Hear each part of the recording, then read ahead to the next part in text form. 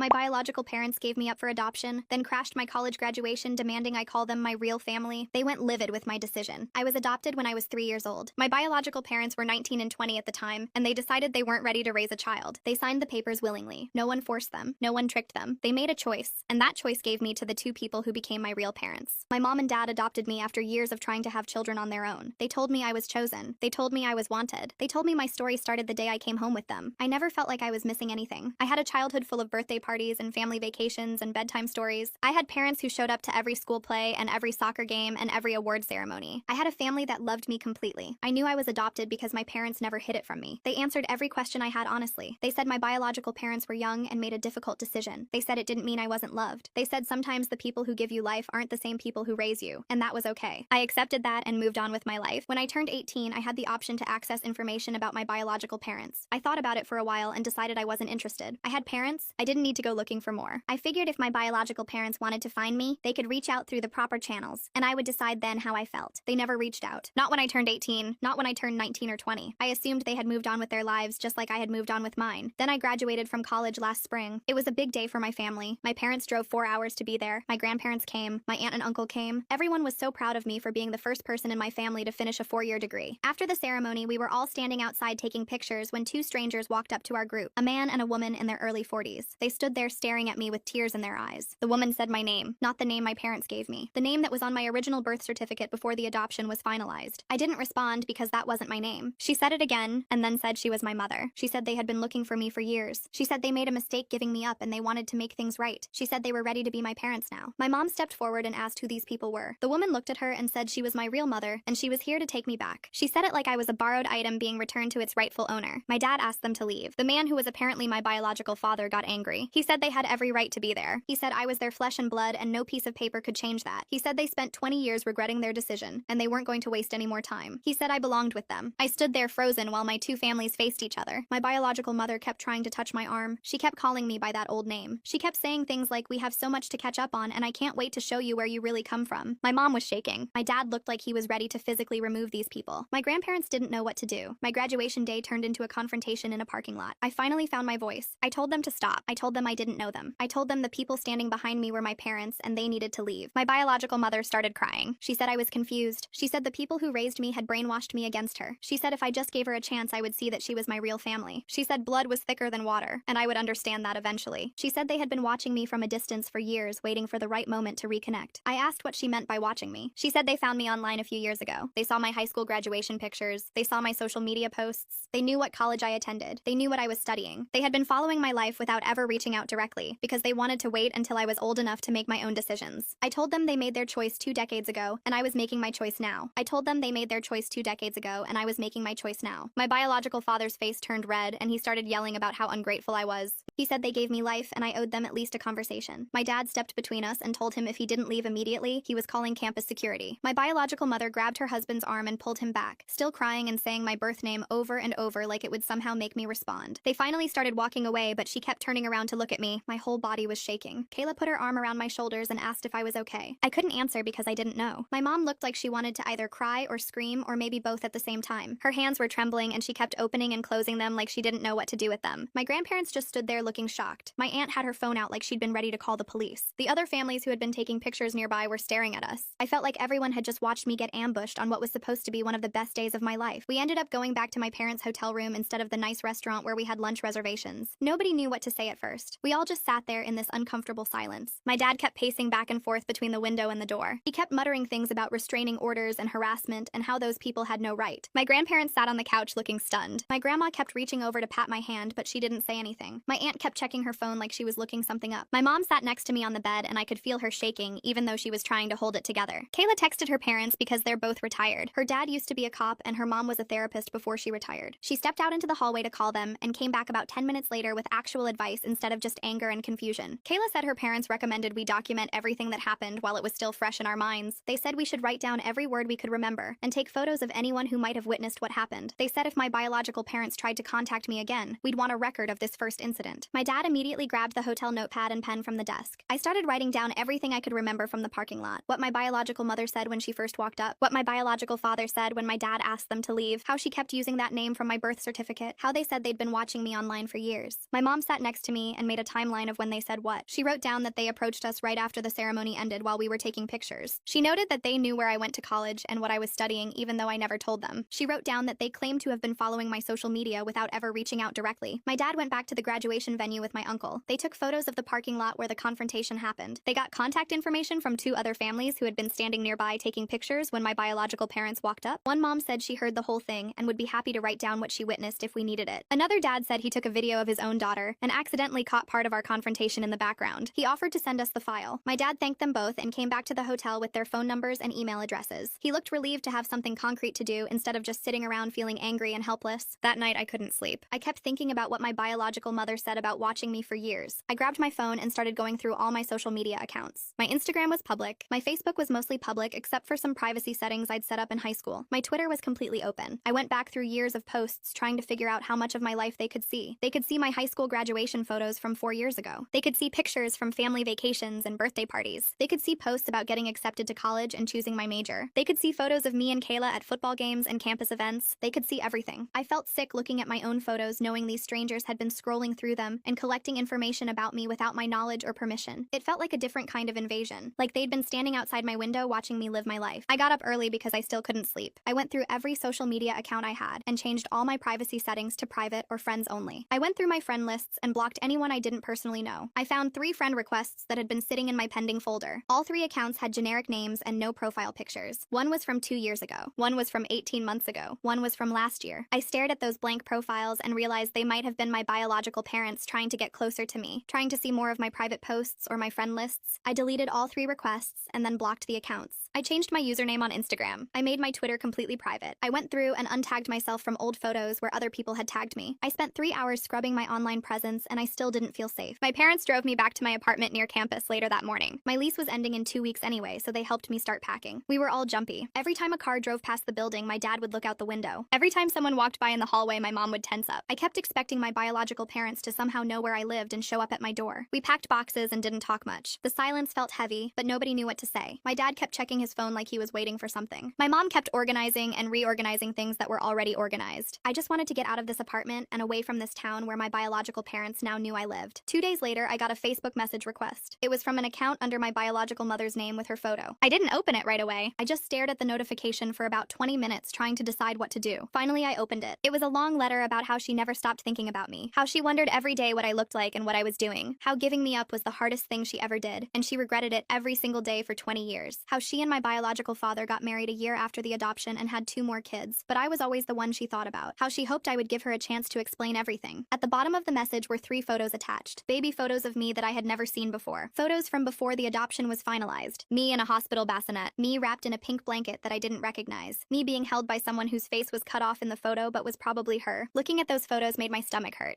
I didn't respond to the message, but I took screenshots of everything. I sent them to my parents in a group text. My mom called me within 2 minutes. I could hear in her voice how much it hurt her that these people had photos from a time when she wasn't there, photos from before I was hers. She tried to sound calm, but I could tell she was crying. She asked if I was okay. I said I didn't know. She said I didn't have to respond to anything, and I should just keep documenting everything in case we needed it later. We stayed on the phone for almost an hour. She told me stories about the day they brought me home from the foster family who had me between my biological parents and my adoption. She told me about the first time I called her mama. She told me about my 3rd birthday party, which was the first birthday I spent with them. She was trying to remind me that I had a whole life with them that mattered more than 3 baby photos from people I didn't know. Kayla came over that afternoon and found me crying on my couch surrounded by half-packed moving boxes. I showed her the message and the photos. She read the whole thing and then got angry on my behalf. She said it was manipulative to send baby photos like that. Like those photos were supposed to create some kind of obligation or emotional connection that would make me feel guilty for not wanting a relationship. She said my biological mother was trying to make me feel like I owed her something when I didn't owe her anything at all. She helped me finish packing and ordered pizza and put on a movie and didn't leave until almost midnight. She made me promise to call her if they contacted me again. I promised, even though I hoped they wouldn't. The next morning, I woke up to another notification. My biological father sent a separate message through Facebook. He wrote that they just wanted to meet for coffee. He said they would respect my boundaries and only wanted one conversation to explain why they made the choice they did all those years ago. He promised they wouldn't push for anything more than that. He said they understood I had parents, but they needed me to understand their side of the story. Reading his message made my hands shake. Part of me wondered if maybe one conversation would make them stop. Maybe if I just listened to what they had to say, they would finally leave me alone. I screenshot the message and sent it to my parents. Then I called my dad. He picked up on the second ring, and I could hear the concern in his voice when he said my name. I asked him if he thought I should meet them just to get closure. There was a long pause on the other end of the line. My dad took a breath and reminded me that I already told them no in the parking lot. He said I made my position clear and I didn't owe them anything. He said I didn't owe them an explanation for my decision or a chance to explain theirs. He asked me if I actually wanted to meet them, or if I just felt guilty for saying no. I realized he was right. I didn't want to hear their story. I just wanted them to stop making me feel bad for having boundaries. My dad told me that guilt was a tool manipulative people used to get what they wanted. He said my biological parents were trying to make me feel responsible for their feelings when I wasn't. I thanked him, and we talked for another 20 minutes about other things. Normal things like my job search and whether I wanted to come home for a weekend visit. When we hung up, I felt better. I deleted both messages without responding to either one. 3 days passed without any contact. I started to think maybe they got the message. Then I got a notification that someone commented on one of my Instagram posts. It was an old post from 6 months ago, a photo of me at a coffee shop with a book. My biological mother wrote underneath it. The comment said she was so proud of me and that I was beautiful. I stared at the words, feeling sick to my stomach. It felt like she was marking territory or something, like she was trying to claim ownership of me in public where other people could see. I went through my Instagram and realized I still had some posts set to public from before I made everything private. She must have been going through my old photos looking for anything she could access. I blocked both of them on Instagram immediately. Then I went through every other platform I could think of. Twitter, LinkedIn, even my old Snapchat account I barely used anymore. I blocked every account that might be theirs and changed all my privacy settings to maximum. But blocking them on social media didn't feel like enough. They had my phone number. They could still call or text whenever they wanted. I called my parents that afternoon and told them I wanted to change my phone number. My mom didn't even hesitate. She said they would pay for the new number and we would only give it to people I actually trusted. My dad drove up the next day with a new phone. We went to the store together and got me set up with a completely new number. We made a list of everyone who needed the new contact information. My parents, my grandparents, my aunt and uncle, Kayla, and a few other close friends from college. Nobody else. My dad helped me send out a message explaining that I changed numbers and asking people not to share it with anyone without checking with me first. The new phone felt like a fresh start. Like maybe I could finally move forward with my life without constantly looking over my shoulder. 2 weeks later, I started my new job at a marketing firm in the city. The office was modern with big windows and an open floor plan. My boss seemed nice during the interview, and my coworkers were friendly when they showed me around on my first day. I had my own desk with a computer and a view of the street below. Everything felt professional and normal. For the first week, I threw myself into learning the company systems and meeting the team. I worked on small projects and attended meetings and tried to prove I deserved to be there. Nobody knew about my situation with my biological parents. I was just the new hire fresh out of college trying to make a good impression. Then on my 8th day at work, the receptionist called my desk. She sounded uncomfortable when she said a woman claiming to be my mother had stopped by asking for me. My stomach dropped. I asked her what the woman looked like, and the receptionist described my biological mother perfectly. I told her I wasn't available and asked her to tell the woman to leave. The receptionist said the woman had already left, but she had left something at the front desk. I went downstairs feeling nauseous. There was a huge bouquet of flowers sitting on the reception counter, pink roses and white lilies in a clear vase. Next to them was a card in a small envelope. The receptionist handed me the card, and I opened it with shaking hands. Inside, my biological mother had written her phone number and an address. She wrote that she lived just 20 minutes from my workplace and she hoped I would visit sometime. She signed it with the word mom in curly handwriting. I took the flowers and the card back to my desk. Then I went straight to my boss's office. I knocked on her door and asked if she had a few minutes to talk. She could tell something was wrong by the look on my face. I sat down and explained the situation as clearly as I could. I told her about the adoption and the graduation confrontation and the messages, and now this. I said I was worried they might show up again and cause a scene. I didn't want my personal problems to affect my job, but I needed her to know what was happening. My boss listened to everything without interrupting. When I finished, she said she appreciated me telling her, and that my safety was the priority. She said she would alert building security right away. She asked if I had photos of my biological parents, and I pulled up their Facebook pages on my phone. She took screenshots and said she would send them to the security team with instructions not to let them into the building. She told me to come to her immediately if they showed up again or if I felt unsafe. I thanked her and went back to my desk feeling relieved that at least my workplace knew what was happening. That weekend, my mom drove up to visit me. We decided to have lunch at a restaurant near my apartment. It was a casual place with outdoor seating and good sandwiches. We got a table by the window and ordered food and talked about my new job. My mom seemed happy that I was settling into the city. Then her whole body went rigid. She was looking past me toward the entrance and her face went pale. I turned around and saw my biological parents walking into the restaurant. They were scanning the room like they were looking for someone. My biological mother spotted me and her face lit up. They started walking toward our table. I stood up before they could reach us. My voice came out louder than I intended, but I wanted other diners to hear. I told them they needed to leave me alone. I said showing up at places where I was at wasn't reconciliation. I said it was stalking. My biological father stopped walking and held up his hands like he was trying to calm me down. He said this was just a coincidence. He said they were just grabbing lunch and happened to see me. But the restaurant was 40 minutes from the address my biological mother had written on that card. The address where she said she lived 20 minutes from my workplace in the opposite direction. Other customers were definitely watching now. An older couple at the next table had stopped eating. A family with kids near the back was staring. The manager came over from behind the counter. He was a middle-aged guy with a concerned expression. He asked if there was a problem. My biological mother's face changed completely. The tears got bigger and she turned to the manager with her hand on her chest. She told him I was her daughter who was stolen from her years ago. She said the woman sitting across from me had taken me and poisoned my mind against her. She said she just wanted her baby back. My mom stood up slowly. Her voice came out calm and steady, even though I could see her hands shaking. She told the manager these people were harassing us and we would like them removed from the restaurant. The manager looked between my biological mother, who was sobbing, and my mom, who was standing there with her shoulders back. He asked my biological parents if they had a reservation. My biological father said they didn't need one because this was a family emergency. The manager said he was going to have to ask them to leave. My biological father's face turned red. He pointed at me and said they weren't going anywhere without their daughter. The manager pulled out his phone and said he would call the police if they didn't leave right now. My biological mother grabbed my biological father's arm. She was still crying, but she started walking toward the door. My biological father followed her, but he stopped and turned around. He looked right at me and said they weren't giving up on me. He said I would understand someday when I had my own kids. Then they were gone. The manager came back to our table and asked if we were okay. My mom thanked him and said we were fine. He said our meal was on the house and if those people came back, he would call the police immediately. We sat back down, but I couldn't eat. Everything on my plate tasted like nothing. My mom tried to take a bite of her sandwich, but I saw her put it back down. My hands wouldn't stop shaking. I put them under the table so the other customers wouldn't see. My mom reached across and touched my arm. She asked if I wanted to leave. I nodded. We got up and walked out to the parking lot. I kept looking around, expecting to see my biological parents waiting by the car. They weren't there. We drove back to my apartment in silence. When we got inside, my mom made tea even though neither of us drank it. We sat on my couch and she asked me what I wanted to do. I said I didn't know. She said we should talk to a lawyer about options for making them stop legally. I asked her if that was really necessary. She said showing up at my workplace and now following us to a restaurant wasn't normal behavior. She said it was going to get worse if we didn't do something. I knew she was right. My mom called her friend who recommended someone, a family law attorney named Nicole Holloway, who handled harassment and stalking cases. My mom got me an appointment for the following Tuesday. The next few days I jumped every time my phone buzzed. I checked the windows before leaving my apartment. I took different routes to work. On Tuesday morning, I drove to Nicole's office in a building downtown. The waiting room had gray chairs and magazines about home decorating. A woman came out and introduced herself. She had dark hair pulled back and wore a blue suit. She shook my hand and led me to her office. The office had a big desk and shelves full of law books. She told me to sit down and asked me to explain what was happening. I started with graduation and told her everything. The parking lot confrontation, the Facebook messages, the flowers at work, the restaurant. She took notes the whole time. When I finished, she put down her pen. She said biological parents often felt entitled to access even after adoption. She said that entitlement could escalate into dangerous behavior. She asked if they had ever threatened me directly. I said no, but the way they talked about me made me feel like property. She nodded and wrote something else down. Nicole explained I could send a cease and desist letter first. She said it would clearly state I didn't want any contact, and that further attempts would be considered harassment. If they continued after that, we could pursue a restraining order. She asked detailed questions about every interaction. What exact words did they use? What time did they show up at my work? How long did they stay at the restaurant? I answered everything, but halfway through, I realized how much this had already escalated. It had only been 3 weeks since graduation. 3 weeks and they had found my workplace, followed me to lunch, and contacted my extended family. Nicole must have seen something on my face because she stopped writing. She said I was doing the right thing by taking action now. She said people like this didn't usually stop on their own. We spent the next hour drafting the cease and desist letter. Nicole read parts of it out loud to make sure the language was clear. The letter stated I was an adult who had been legally adopted as a child. It said I had clearly communicated I didn't want contact with my biological parents. It said any further attempts to contact me directly or indirectly would be considered harassment. It said I would pursue legal action if they didn't stop. Nicole said she would send it via certified mail, so we had proof they received it. I signed the letter and wrote a check for her retainer. Walking out of her office, I felt better and worse at the same time. Better because someone was finally taking this seriously. Worse because I needed a lawyer to make my own biological parents leave me alone. For 5 days, nothing happened. My phone stayed quiet. Nobody showed up at work. I didn't see them anywhere. I started to hope the legal letter had scared them off. Maybe they finally understood I was serious. Maybe they would move on and leave me alone. On Saturday morning, I was getting ready to go grocery shopping when my phone rang. It was the doorman from my apartment building. He said a woman was in the lobby asking for me. He said she claimed to be my mother, but he wanted to check before sending her up. I asked him what she looked like. He described my biological mother. My stomach dropped. I told him not to let her up. I said she wasn't supposed to be contacting me and I would call the police. He said he would keep her in the lobby. I hung up and pulled up my building's security app on my phone. The camera showed my biological mother standing near the front desk. She was holding a gift bag with tissue paper sticking out the top. She kept looking at the elevator. The doorman was standing between her and the elevator bank. I called the police and gave them my address. I explained about the cease and desist letter and said my biological mother was currently in my building. The dispatcher said officers were on their way. I watched the security camera while I waited. My biological mother started crying again. She kept talking to the doorman and pointing up toward where my apartment was. He shook his head. After about 15 minutes, she sat down in one of the lobby chairs. She put the gift bag on her lap and stared at the elevator. 5 minutes later, she got up and tried walking toward the elevator. The doorman stepped in front of her. She sat back down. 20 minutes after I called, 2 police officers walked into the lobby. My biological mother stood up fast. One officer talked to the doorman while the other one talked to her. I couldn't hear what they were saying, but I saw her crying and gesturing. The officer took notes. Then my biological mother picked up the gift bag and walked out of the building. The officers stayed in the lobby for a few more minutes talking to the doorman. My phone rang. One of the officers asked if I could come down to give a statement. I grabbed my keys and took the elevator down. The officers were waiting near the front desk. They asked me to explain the situation, and I told them about the adoption, the graduation confrontation, and the cease and desist letter. I showed them the letter on my phone where Nicole had emailed me a copy. They took down all the information and gave me a case number. One officer said this combined with the cease and desist letter would strengthen my case for a restraining order. He said they would increase patrols past my building. He gave me a card with a direct number to call if my biological parents returned. The other officer asked the doorman to make a note in the building log about what happened. I thanked them and went back upstairs. The gift bag was still sitting on the lobby chair where my biological mother had left it. I didn't want to know what was inside. That night, my dad called. I told him what happened, and he said he was driving up to stay with me. I told him I needed to handle this myself. We argued for a few minutes before compromising. He would come up for the weekend and help me install additional locks on my apartment door. He would also help me set up a video doorbell, so I could see who was outside before opening the door. He said he would feel better knowing I had extra security. I agreed because I knew he needed to do something. The next morning, he showed up with a bag full of locks and tools. We spent the afternoon installing everything. The new deadbolt was stronger than my old one. The video doorbell connected to my phone so I could see and talk to whoever was at my door. My dad tested everything twice to make sure it worked. Before he left, he made me promise to call if anything else happened. I promised. After he drove away, I sat in my apartment looking at all the new locks. Part of me felt safer. Part of me felt scared that I needed them at all. I met with Nicole 3 days after the police report. She sat across from me in her office and laid out everything we could do legally. The temporary restraining order would go through fast, maybe within a week. It would stop my biological parents from coming near me or contacting me while we waited for the full court hearing. The hearing would be scheduled about 3 weeks out, and that's where a judge would decide if the restraining order should last longer. Nicole asked me detailed questions about every interaction. She wrote down dates and times and what exactly was said. She asked if I had any messages or emails saved. I pulled up the Facebook message from my biological mother on my phone and let Nicole screenshot it. She also asked about witnesses. I told her about Kayla seeing the graduation confrontation and my mom being there at the restaurant. Nicole said those witness statements would help. We filed the paperwork that afternoon, and Nicole said she would call me as soon as the temporary order was approved. I left her office feeling like something was finally moving forward instead of just happening to me. The temporary order came through 4 days later. Nicole called and said my biological parents had been officially served with the paperwork. They couldn't come within 500 feet of me or my apartment or my workplace. They couldn't call or text or message me on any platform. If they violated the order, they could be arrested. Nicole said the court date was set for 3 weeks from now, and she would prepare all our evidence. I thanked her and sat on my couch staring at my phone. For the first time since graduation, I felt like I could breathe a little. 2 days later, Nicole called again. Her voice was different this time. She said my biological parents had hired a lawyer. Their lawyer sent her a letter that morning. Nicole read parts of it to me over the phone. The letter said my biological parents just wanted a relationship with their daughter. It said they were grieving parents who made a difficult choice 20 years ago and deserved a chance to know me. It said the adoption agency told them they could reach out when I turned 18. It said they never meant to scare me, and they were willing to go through proper channels to establish contact. Nicole stopped reading and asked how I felt about it. I told her it made me angry because they weren't going through proper channels. They showed up at my graduation uninvited. They followed me to a restaurant. They came to my workplace. They stood in my apartment lobby. Those weren't proper channels. Nicole said she agreed, and that their lawyer was trying to make them look sympathetic. She said we would counter everything in court with the evidence of their actual behavior. Nicole asked me to write a detailed statement for the court. She wanted everything about why I felt threatened and why I needed the restraining order. She said to include specific examples and how their actions affected my daily life. I spent the next 2 days writing it. I started with the graduation and worked through every incident. I wrote about how I couldn't focus at work because I kept watching the door. I wrote about how I installed extra locks on my apartment and checked the security cameras constantly. I wrote about changing my phone number and making all my social media private. I wrote about being scared to go to the grocery store or meet friends for dinner because I didn't know where they might show up next. When I finished the statement, it was 4 pages long. Reading it back made me realize how much space this had taken up in my head. Graduation happened 2 months ago, and I had barely thought about anything else since then. I was supposed to be excited about my new job and my new apartment and starting my adult life. Instead, I was writing legal statements about people I didn't want to know. My mom called me on a Thursday night. I could tell she was crying before she even said anything. She asked if I had seen what my biological mother posted. I said no and asked what she meant. My mom said my biological mother found my aunt on Facebook and sent her a long message. My aunt didn't know what to do, so she forwarded it to my mom. My mom read parts of it out loud and her voice kept breaking. The message said my parents stole me and poisoned me against my real family. It said the adoption was a mistake and never should have happened. It said my biological mother wanted her daughter back and my parents had no right to keep us apart. It said my aunt should help convince me to give my biological parents a chance because family is family. My mom stopped reading and I heard her crying harder. She apologized for calling me upset, but she didn't know what to tell my aunt. I felt my chest get tight. I told my mom this wasn't her fault and she didn't steal me. I told her to tell my aunt to block my biological mother and not respond. My mom said okay, and we stayed on the phone for a while without saying much. Before we hung up, she asked if I was okay. I said I was fine, but we both knew I was lying. I called Kayla the next morning. I told her about the message to my aunt and how guilty I felt. My extended family was getting dragged into this mess because of me. Kayla cut me off and said that wasn't true. She said my biological parents were the ones doing the dragging. They were the ones choosing to contact my family members. They were the ones escalating and ignoring boundaries. She said I told them no at graduation, and they should have respected that. Everything after that was their choice. I knew she was right, but I still felt bad that my aunt had to deal with a crazy message from a stranger. Kayla reminded me that my aunt loves me and would want to protect me. She said my family would rather deal with some Facebook messages than see me harassed. That helped a little. My aunt texted me that afternoon. She said she blocked my biological mother and reported the message to Facebook. She said I was her niece no matter what biology said. She said she watched me grow up and she knew who my real parents were. She said if my biological parents contacted her again, she would handle it, and I shouldn't worry. I thanked her and told her I loved her. Her message made me feel better, but I hated that she had to deal with it at all. She had nothing to do with any of this. She was just trying to support me, and now she was getting harassed too. The court date finally arrived. I met Nicole at the courthouse an hour early. She had a folder full of printed evidence and a list of everything she wanted to present. We went through it one more time while we waited. Nicole said to stay calm when I testified and just tell the truth about how their behavior made me feel. She said the judge would ask me direct questions and I should answer clearly without getting emotional if possible. I nodded, but my hands were shaking. We walked into the courtroom and I saw my biological parents sitting on the other side with their lawyer. My biological mother looked at me and tried to smile. My biological father stared at me like he was trying to make me look back. I focused on Nicole's notepad and the papers in front of her. The judge came in and everyone stood up. My heart was beating so hard I thought everyone could hear it. My biological mother testified first. She sat in the witness chair and her lawyer asked her questions. She talked about being 19 and scared when she got pregnant. She talked about the adoption agency telling her it was the right choice. She said she went to therapy for years dealing with the grief of giving me up. She cried while she talked about wondering what I looked like and if I was happy. She said the adoption agency told her she could reach out when I turned 18. She said she waited until I graduated college because she wanted me to be mature enough to understand. She said she just wanted the chance to know me and she never meant to scare me. Her lawyer asked if she loved me and she said yes through tears. She said I was her daughter and she thought about me every day for 22 years. The judge listened and took notes. I sat there feeling sick. Nicole stood up when it was her turn. She had photos printed from the graduation day. She had the police report from the restaurant. She had the incident report from my workplace. She had the security footage from my apartment building. She laid everything out in order and showed the pattern. She pointed out that my biological parents didn't reach out through the adoption agency. They didn't send a letter or ask for mediation. They showed up at my graduation and caused a scene. They followed me to a restaurant when that didn't work. They came to my workplace. They appeared at my apartment building. Nicole showed the Facebook message my biological mother sent me with the baby photos. She showed the message sent to my aunt. She asked the judge to note that each incident happened after I clearly said I didn't want contact. The judge looked at all the evidence and his expression changed. He looked at my biological parents and then back at the papers. Then it was my turn to testify. I walked up to the witness chair and promised to tell the truth. Nicole asked me to explain what happened at graduation. I told the judge about the parking lot confrontation and how they used my birth name. I explained that I told them no and asked them to leave. Nicole asked what happened after that. I described the restaurant and the workplace visit and the apartment building. I explained how I installed extra locks and a video doorbell. I talked about checking security cameras and being afraid to leave my apartment. The judge asked me directly if I wanted any contact with my biological parents. I said no. He asked if I ever gave them reason to think I wanted contact. I said no. He asked how their behavior made me feel. I said it made me afraid in my own home and workplace. I said I already have parents who raised me and loved me. I said my biological parents gave me up 22 years ago, and I respect that choice, but I don't want them in my life now. The judge thanked me, and I went back to sit with Nicole. My biological mother was crying again. My biological father looked angry. I kept my eyes on the table in front of me and waited for the judge to decide. The judge looked through all the papers one more time and then set them down on his desk. He picked up his pen and wrote something on the order form in front of him. My biological mother was still crying, and her lawyer put his hand on her shoulder. My biological father sat perfectly still with his jaw clenched tight. The judge looked up at all of us and started reading from the paper. He granted a restraining order for 1 full year starting today. No contact of any kind. No phone calls, no messages, no emails, no letters, no showing up at my home or workplace, no third-party contact through other people, no indirect contact of any kind. If they came within 500 feet of me, it would be a violation. If they contacted anyone in my family, it would be a violation. The judge said the evidence showed a clear pattern of boundary violations and escalating behavior. He said my biological parents had multiple opportunities to respect my clearly stated wishes, and they chose not to. He said a restraining order was necessary to protect my safety and peace of mind. My biological parents both turned to look at me when he finished reading. My biological mother's face was red and wet from crying. My biological father looked angry, but also confused, like he genuinely thought the judge would side with them because we shared DNA. Their lawyer started gathering his papers and whispering to them. I heard him say something about how they needed to take this seriously now. Nicole touched my arm and asked if I was okay. I nodded, but I felt shaky all over. We walked out of the courthouse into the afternoon sun. My legs felt weak and I had to stop on the steps to catch my breath. Nicole stood next to me and waited while I pulled myself together. She said I did really well in there and the judge clearly understood the situation. Then she said something that made my stomach drop. She said some people violate restraining orders. She said I needed to stay alert and document anything that happened. If they contacted me at all, I should call the police immediately and save any evidence. She said violations could result in arrest, but that didn't always stop people who felt entitled to access. I asked her if she thought they would try to contact me again. She said she couldn't predict what they would do, but the pattern of behavior suggested they didn't respect boundaries. She gave me her card again and told me to call her anytime, day or night, if anything happened. I put the card in my wallet and watched her walk to her car. 2 weeks went by without any contact from my biological parents. I checked my phone constantly for the first few days, expecting messages or calls. I looked over my shoulder in parking lots. parents. I scanned every restaurant and coffee shop for their faces, but nothing happened. My apartment building manager knew about the restraining order and had their photos at the front desk. My workplace security had their information. I started to relax a little bit. Work was going well, and I was getting better at my job every day. I made friends with 2 women in my department, and we started having lunch together. One of them invited me to her birthday party that weekend. I went and met more people and felt like I was finally building a normal life. My parents called me every few days to check in, and I could tell they were worried but trying not to show it. I told them I was fine, and I meant it. For the first time in weeks, I could focus on my career and my future instead of constantly looking behind me. Then I came home from work on a Tuesday and found an envelope taped to my apartment door. No return address, no stamp, just my name written in handwriting I didn't recognize. My hand started shaking as I pulled it off the door. I went inside and locked all 3 locks before I opened it. Inside was a long handwritten letter on lined notebook paper. The handwriting was messy and rushed. It was from my biological mother. She wrote that the judge didn't understand the situation. She wrote that I was her daughter no matter what any court said. She wrote that she knew I was confused and scared, but she would wait as long as it took for me to come around. She wrote that she thought about me every single day for 22 years, and she wasn't going to give up now. She wrote that blood was thicker than water, and eventually I would realize that. She wrote that she loved me, and she would always love me no matter what. The letter was 3 pages long and got more desperate sounding with each paragraph. At the bottom, she wrote that she understood I needed time, but she would be here whenever I was ready. I took photos of the envelope and the letter with my phone. Then I put everything in a plastic bag and drove straight to the police station. The officer at the desk remembered me from before. I showed him the letter and explained about the restraining order. He made copies of everything and added it to my case file. He said they would contact my biological mother's lawyer to warn her that she had already violated the order. He said if it happened again, she could be arrested. I asked him how she knew where I lived since I moved after the restraining order was granted. He said she probably followed me from work or asked around. He said people who violate restraining orders often do surveillance first. That made me feel sick. I drove home checking my mirrors the whole way. 3 days later, I was at work when an email came through to my work address. The subject line said, "Please read this." It was from my biological father. He wrote that my biological mother was devastated by the restraining order. He wrote that I was being cruel and unreasonable. He wrote that family was supposed to forgive each other, and I was acting like they had abused me when all they did was love me. He wrote that they gave me life and I owed them at least a conversation. He wrote that my adoptive parents had poisoned me against them. He wrote that if I would just give them one chance, I would see they were good people who made a mistake when they were young. He wrote that they had rights as my biological parents, and no court could take that away. The email was even longer than the letter, and it made me angry instead of scared. I forwarded it to Nicole, and then I called the police station. Nicole called me back within an hour. She said both my biological parents were now facing consequences for violating the restraining order. She was filing paperwork for a violation hearing. They would both get court summons. She said the judge would not be happy about this since the order was only 2 weeks old. I forwarded her the police report number from the letter incident too. She said having 2 violations this close together would strengthen the case. She asked me to document anything else that happened no matter how small. She said we were building a pattern of evidence that showed they had no intention of respecting the court order. The violation hearing was scheduled for 3 weeks later. I had to go back to the same courthouse and sit in the same room. This time the judge looked angry before anyone even started talking. He had both violation reports in front of him. He asked my biological parents' lawyer if his clients understood what a restraining order meant. Their lawyer looked tired and frustrated. He said he had explained it to them multiple times. The judge asked my biological parents directly if they understood that any contact with me was prohibited. My biological mother started crying again and said she just wanted to send me a letter. The judge said that was exactly what the restraining order prohibited. My biological father said the email wasn't technically direct contact since it went to my work address. The judge said that was absolutely direct contact and showed deliberate efforts to circumvent the order. The judge extended the restraining order to 2 full years. He said the next violation would result in jail time, not just fines. He said they had shown they could not be trusted to respect boundaries even with a court order in place. He said if they truly cared about me, they would respect my clearly stated wishes instead of continuing to harass me. My biological parents both looked shocked. Their lawyer started talking to them in urgent whispers. I could hear him saying they were making things worse for themselves. He said if they violated the order again, he would have to withdraw as their lawyer. He said they needed to accept that I had made my choice and leave me alone. Walking out of the courthouse that day, I felt different from the first time. I felt angry instead of scared. These people had been told by a judge twice now to leave me alone, and they still thought they had the right to contact me. Their lawyer looked frustrated with them, and I heard him telling them outside the courtroom that they needed to think about what they were doing. He said they were going to end up in jail if they kept this up. My biological mother was crying, and my biological father had his arm around her. Neither of them looked at me as I walked past with Nicole. A month went by with no contact, then another week, then another. I stopped checking my phone every 5 minutes. I stopped scanning parking lots and restaurants. I started to believe it might actually be over. My parents called and said they wanted to come visit. We planned a weekend and they drove up on a Saturday morning. We went to my favorite restaurant and ordered too much food. We talked and laughed, and it felt like the graduation celebration we were supposed to have 3 months ago.